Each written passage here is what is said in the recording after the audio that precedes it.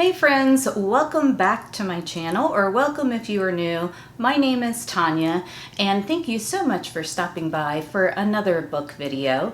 Today we're going to be chatting about all the different books that I read in May. It was a pretty good reading month for me. I did have 2 5-star reads throughout the month. Something that was a little out of the ordinary is I didn't actually finish my TBR. Now typically, I really do stick to my TBR. I mean, why am I going to pick one if it's not going to be the books I actually read?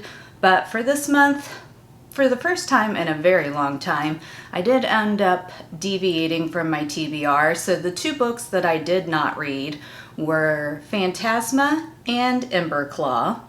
And Phantasma, I put on my summer TBR, and I'm actually halfway through it, really enjoying it. So I know that I'm going to get to that one, obviously, this month, even though I missed it in May. And then Emberclaw, I'll try to squeeze in. It would be nice to get it in June because it is a queer romantasy, so it'd be nice to be able to read that during Pride Month, but we'll see if I get to it or not, but I really would like to. So now let's get on to what I did read. So this month I ended up reading 9 books, 3 of which were audiobooks. I did DNF one audiobook as well, which is also very rare for me, but that's just kind of how things went. And then I read 6 books, 5 of which were ebooks, and 1 of which was a physical book. So I thought we'd start with where the deviation from the TBR happened. I ended up reading A Fellowship of Bakers and Magic and A Fellowship of Librarians and Dragons by J. Penner. I'd gotten the arc of A Fellowship of Librarians and Dragons, so I wanted to make sure that I read that before its release happened, which was, I believe, in June. So that's kind of why I ended up kind of going off course there. But these 2 books are cozy fantasy books, and I would highly recommend them. I was at a 4.25 to a 4.5 stars for these books. Now, I will say, because these are cozy fantasy books, I do rate them differently than I would like an epic fantasy. So basically, when I'm rating a cozy fantasy, it's on character development, how much I like the world, the vibes that you get from the book, because that's, a big part of what cozy fantasy is, and just the storytelling in general. You are not looking for anything complex in a cozy fantasy. You're not going to be finding this big plot. The world is probably not going to be saved by, whoever the characters are in the book. It's just not that kind of story, so I do rate it accordingly. So for a cozy fantasy series, these books were a 4.25 to a 4.5. So that all being said, let's talk a little bit about the books. So in the first book, we are following Arletta, who is a baker, and she lives in a village called Adenshire.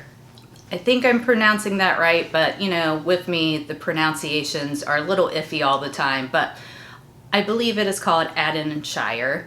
And she, as I said, is a baker. She's a human baker, and in this particular world, humans do not have magic. She's always felt at a little bit of a disadvantage from, say, the elves or the other races that live in the same town as her, because none of her baking creations have actual magic in them to make them, something extraordinary. What they do have is the magic of love and care, because Arletta really puts a lot of effort into her baking. She tries to find those little perfect special ingredients to make them stand out, and she puts her heart and soul into her baking. But to her, those aren't enough to make her stand out. She lost her parents when she was pretty young, so she's been living basically on her own for a while. And it's just hard to make ends meet in that sort of circumstance. And she's never felt up to par with what other bakers are doing. Well, her neighbors, who kind of are her found family, end up anonymously entering her into this baking championship, and she does get accepted into it, and that's kind of where our plot goes from here.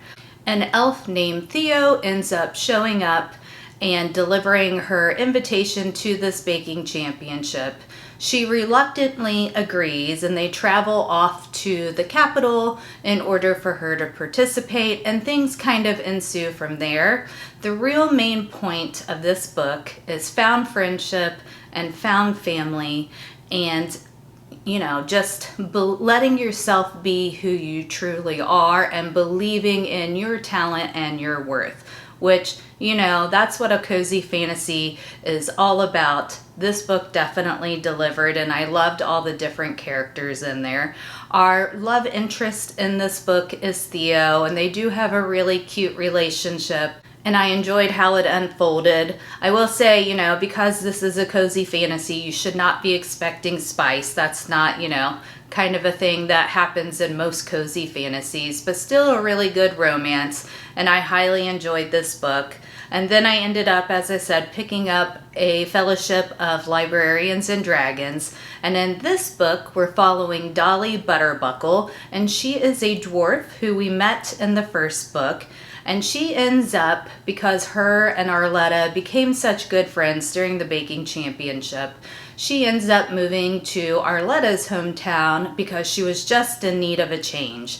So she moves to this new town. Dolly is one of those friends who always goes out of her way to be upbeat, to try to meet the needs and help her friends out in any way that she can, and just be an upbeat kind of person, even if that's not how she's really feeling on the inside. So Dolly ends up inheriting something from her uncle, who she doesn't really even know why this was left to her, but she gets this inheritance from her uncle, and it leads her on a journey of growth and love and figuring out that what she wants is important, and she doesn't have to be anyone else's image of herself. She can just be her.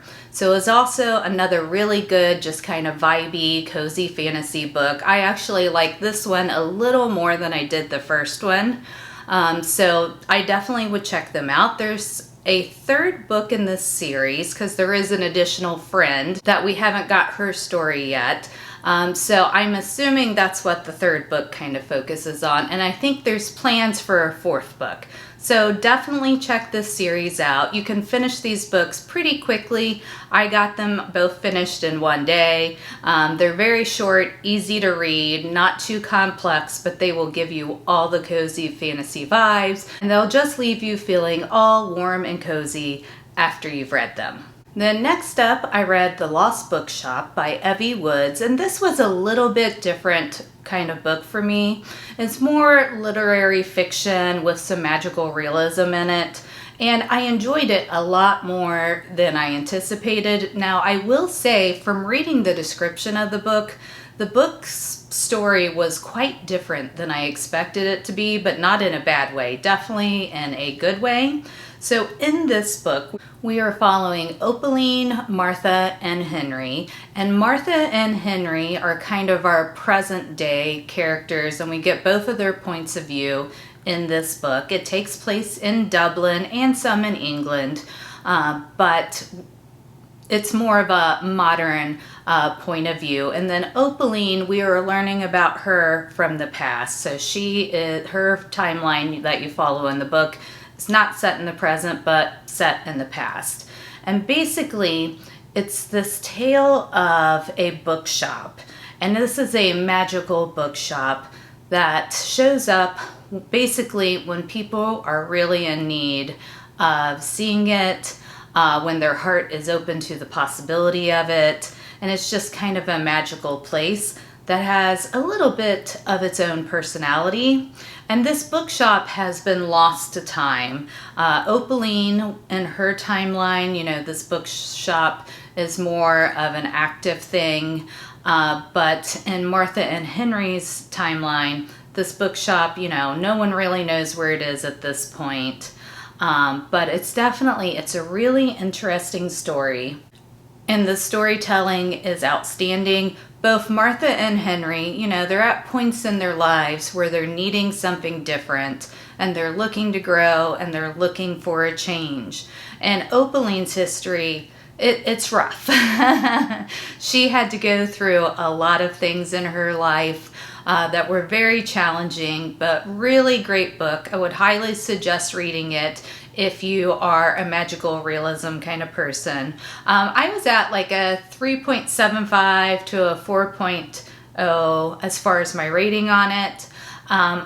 Some of it, I think the story was told really well. I think it could have been maybe a little shorter. There was periods in the book, probably the last 3/4 of the book, where it dragged a little bit, and then right before we got to the end, it really picked up. But it did feel a little slow, so the pacing was off at certain times in the book, so that's really my only criticism of it. The character work was great. The world building wasn't anything, I would say, exceptional, except for the bookshop piece, because it is our world. I mean, you don't have to necessarily, create this great other thing like you would in an epic fantasy, this great other realm, because it takes place in our world. There was like a random, a couple of random references to modern things like TikTok and Instagram. I could have done without those, but they didn't really take away from the book. I was just kind of like, and then moved on. But it wasn't done overly much. So overall, really good book. If you like literary fiction and magical realism, then you should definitely check this out.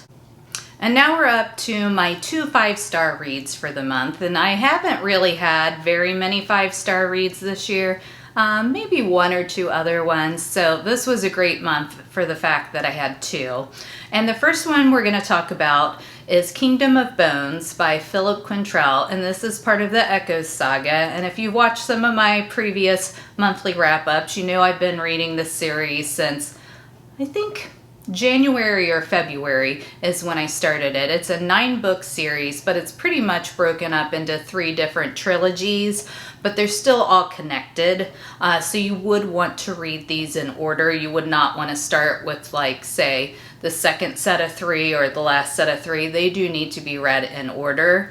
And this was the best one I have read so far. It was so good. There were so many things that came into play in this book.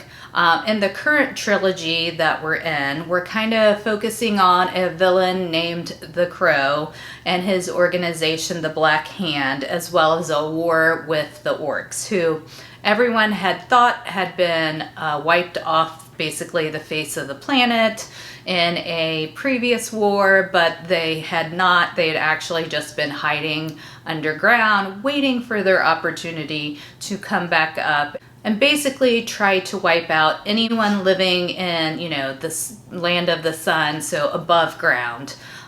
They want to wipe them out and own above ground and below ground, basically. And besides the characters who at this point I've grown to know and love and I'm very invested in, the battle descriptions in this particular book were outstanding. You really got the feeling of the toll that this war is taking on everyone. At this point, they're feeling pretty down. They're feeling pretty crushed by these orcs and everything else that is going on. It's been a devastating war, and that all comes across in the book.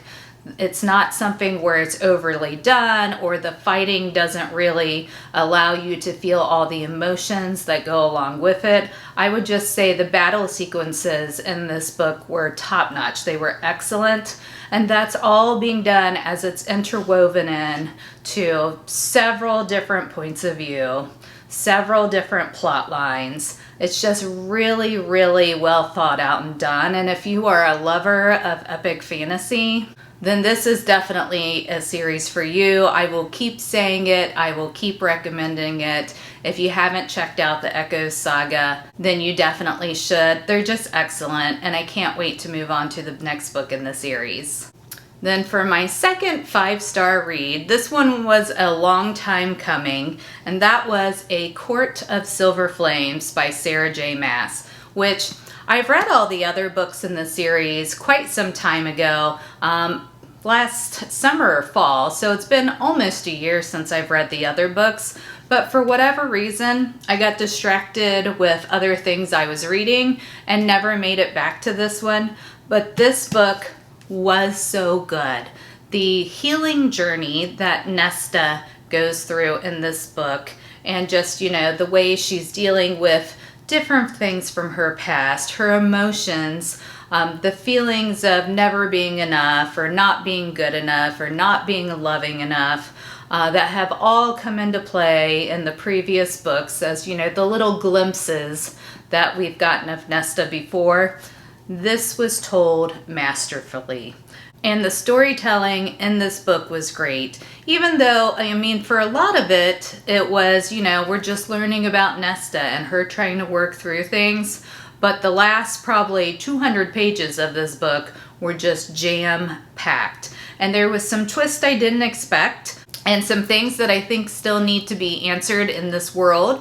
So, you know, eventually, hopefully, Sarah J. Maas tells us when the next book is going to be coming out, because there are still things that I need to know. We need to have Azriel's story at some point.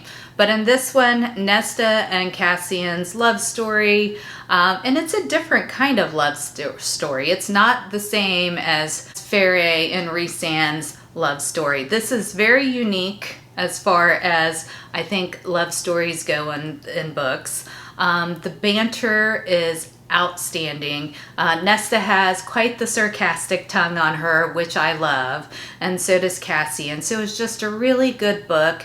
And as you know, it was very emotional. I probably cried like 3 or 4 times in this book, and it was just so good. And it's so nice to see the way that Sarah J. Maas can write these emotionally healing storytelling books. You know, it's just, it was so good.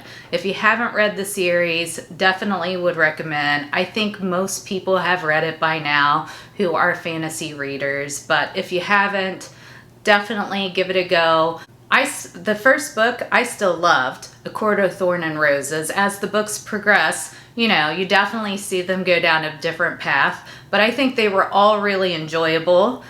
So give them a go if you have not. And hopefully sometime soon we hear when another book will be coming out in this series. And then the last book I read in May, as far as ebooks and physical books, was Fire in the Sky by Sophie Jordan.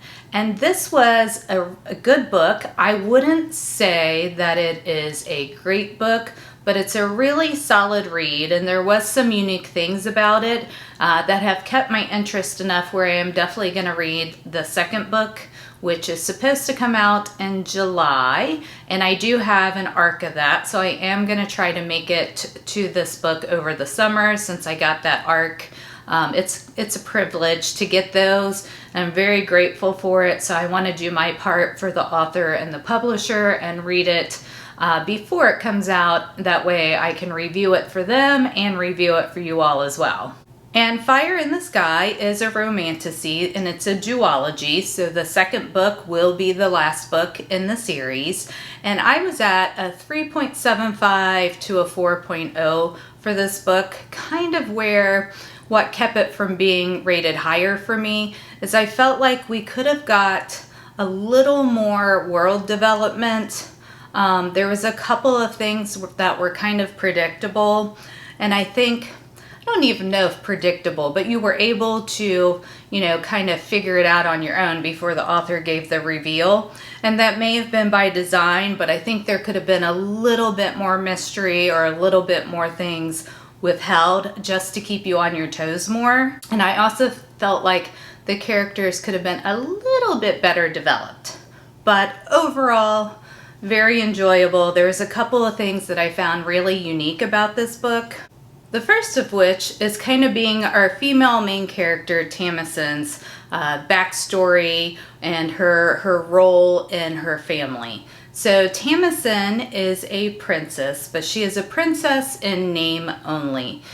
She is something that is called a whipping girl, which is exactly what it kind of sounds like. It was kind of a shocking concept, but basically for the princesses, or, in this realm, if you are of royal blood and you're, a child, so not moved on into adulthood yet, you cannot be struck or really punished. They have a whipping girl or a whipping boy where if the prince or princesses get in trouble or do something wrong, then the whipping boy or girl gets the consequences for that. And I think kind of the hope is, the prince or princess, when they see their family member suffering and being, beaten because they've misbehaved, that will encourage them not to misbehave. So definitely an interesting concept. Way over the top when you think about it. That is some serious emotional manipulation being done to children. So that's kind of horrible, but definitely an interesting concept. I think like there's the possibility that whipping boys and girls actually existed back in our medieval times. They found some documentation on it, but it's never been something that could be proven. But yeah, how horrible of a concept is that?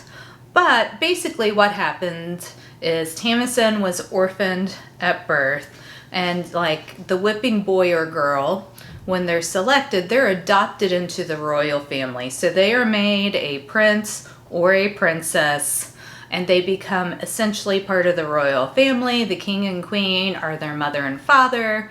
The princes or the princesses are their brothers and sister. So in name, they are part of the royal family, but in actuality, their role is to get beaten every time the royal prince or princess does not do something that they were supposed to. So as you can imagine, there is some emotional baggage that goes along with that. So as the story develops, we meet the male main character, whose name is Fell, and he is from the border up north. He is a border lord, and he is, rough and gruff, and they think of him as being brutal and a savage. But he comes to the capital and basically demands of the king that if he's going to keep putting his life and his people's life on the line to protect the borders, that he wants to marry a princess. And as you can imagine, the king wasn't necessarily very keen on this idea. He doesn't want to give one of his daughters to this rough border lord and have them living in such danger. And he's trying to think of a way that he can get out of it. And the border, it is still a rough place. In this land at one point, there was a lot of wars with dragons. They believed the dragons to be extinct at this point.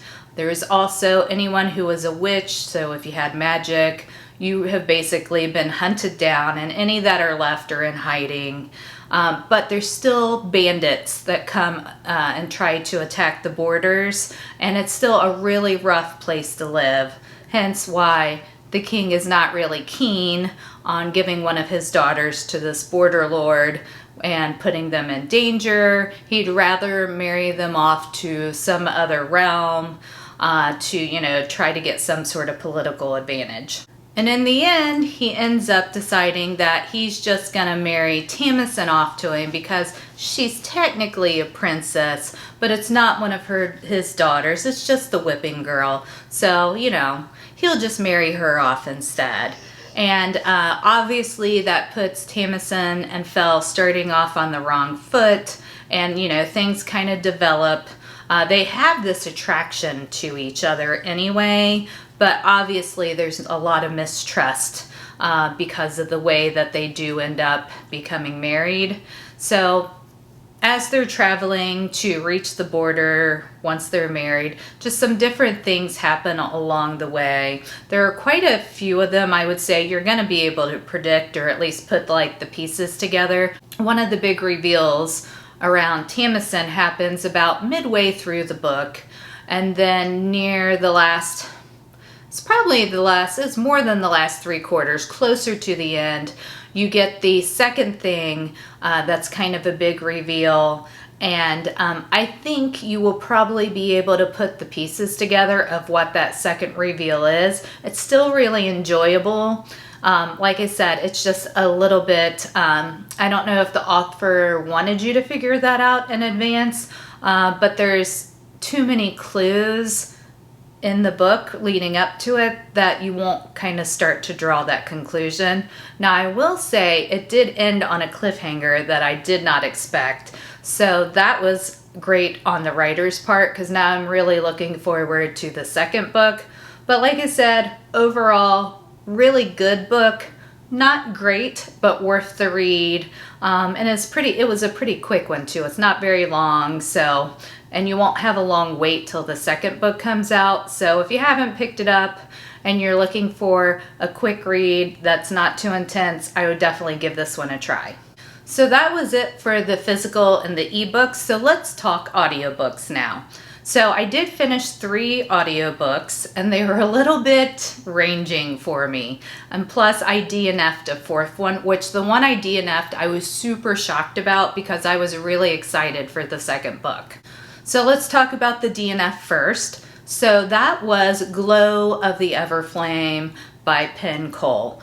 And I loved the first book, Spark of the Everflame. I thought it was a really interesting world and good storytelling. Now, I will say in that there was some whisperings that, were leading up to why I ended up DNFing the second book.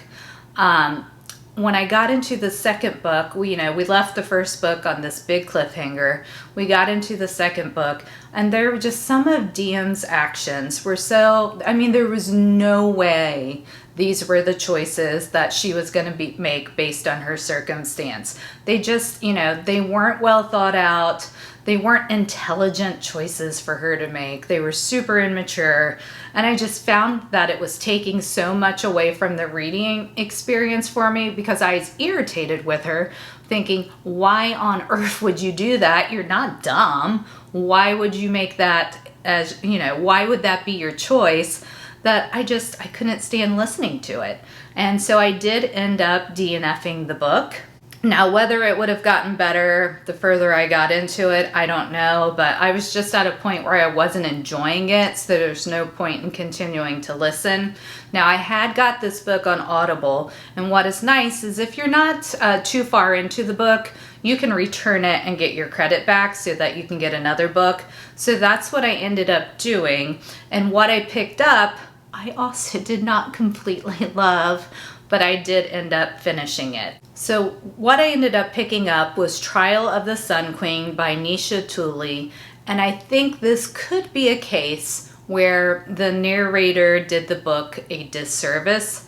Now, parts of it still would have been things that I might have had a problem with, but I really think that a lot of the issues I had with the book were related to the narrator, so this might be one that it's better to physically read than listen to.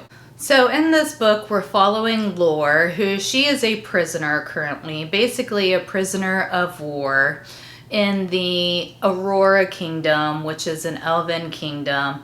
And she's been in this prison since she was a child. And she ends up getting freed from the prison to go compete in this bachelor type competition in the Sun King's kingdom, so that he can find his bride and hopefully his life mate. But what I had a problem with is the story was good. What I had a problem with was just Lore. She seemed really immature. It was very, she pulled my hair, so I'm gonna slap her face kind of feeling to it, and that part was just not enjoyable. I might just be, I am 48, so I just might be a little too old for that kind of book. I do believe, I'm not sure if this is YA or not, but it had a very YA feel to it, except for there was some spice as well. Not heavy on the spice, but there was spice. And then the narrator, her voice and her whining about her situation was so bad that I couldn't even really enjoy the book, but I couldn't bring myself to DNF 2 books in a row. So I went ahead and finished listening to it. Now, if we would have had more if we would have had a different narrator and more of Nadir's point of view, who is like one of the male main characters. I don't even know if you could call him a main character in this book because we got so little of his point of view. But if there would have been more chapters with him in it, I would have liked it so much more. And I think with a different narrator, I would have enjoyed it more as well. So for this one, I was at like a 3-star. If you are going to read it, then I would suggest, physically reading it, so ebook or physical book. I would not listen to the audio. The narrator is very, very whiny, and I think it takes away from the book. So just my 2 cents. I'm sure that some people have really enjoyed the audiobook, but it was not for me. Now, the next 2 audiobooks that I did listen to were for me, and there was some great things about them. So I started the Broken Kingdom series by L.J. Andrews, and what L.J. Andrews does so well is she is like the banter queen. Like the banter between our 2 main characters, Elise and Legion, is just outstanding. So I listened to the first book and the second book in the series. So the first book is A Curse of Shadow and Thorns, and the second book was A Court of Ice and Ash. And both books were really good. We're following Elise. She is a princess, and the ruling race at this time are called Tomorans, or ruling people. They are a human race. This particular group of people basically stole the monarchy away from the previous rulers, who were elven. They're called night folk. And the At-On, who are basically a human race that still retains some magic. Magic is referred to as fury. And basically, the Tomorans have been very oppressing of anyone who is not Tomoran. And the people aren't happy. There's serfs. There's just a lot of poor people. Women aren't really looked on as having any sort of say or power in their lives. It's just a very oppressive kind of ruling party. So there's just a lot of unrest in the land. And the first book starts out with Elise, who, as I said, she is a princess, but she's like a secondary princess. She's a second daughter. So she's not as valuable of a princess as her sister is. But she is still going to be used to try to further the king's political game. So he arranges for her to be married. So she ends up getting like a marriage broker whose name is Legion Gray.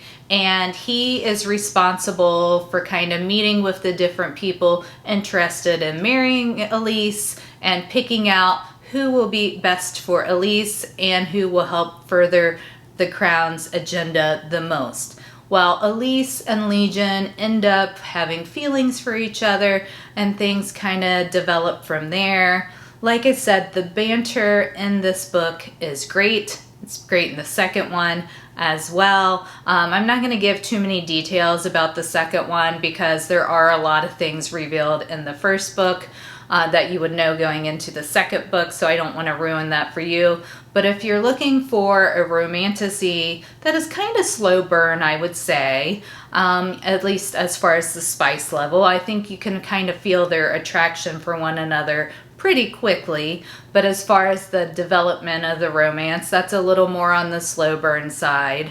But the banter, like I said, is excellent. There's some really fun side character as well. So just a well thought out world and great storytelling. So I would highly recommend the Broken Kingdom series to you. Like I said, it's by L.J. Andrews, and it's a pretty decent size series. I think there are at least 5 books. There may be more. But it's a pretty lengthy series, but they're shorter books, so you get through them pretty quick. But highly recommend. I would have been at like a 4 to 4.5 star for both of these, and definitely plan on continuing the series. I've already bought the next 2 books because Audible had their big sale. So I went ahead and picked up the next 2 books in the series. So I will be moving on and listening to those shortly. So that was everything that I read in the month of May. I hope you enjoyed hearing about my opinions on these books, and maybe it gave you a little inspiration of some things that you can try for yourself. If you've read any of these books, let me know how you like them down below, or if you have any suggestions of things I should read in the coming months, let me know that as well. Take care, keep reading, and I'll catch you in my next video. Bye.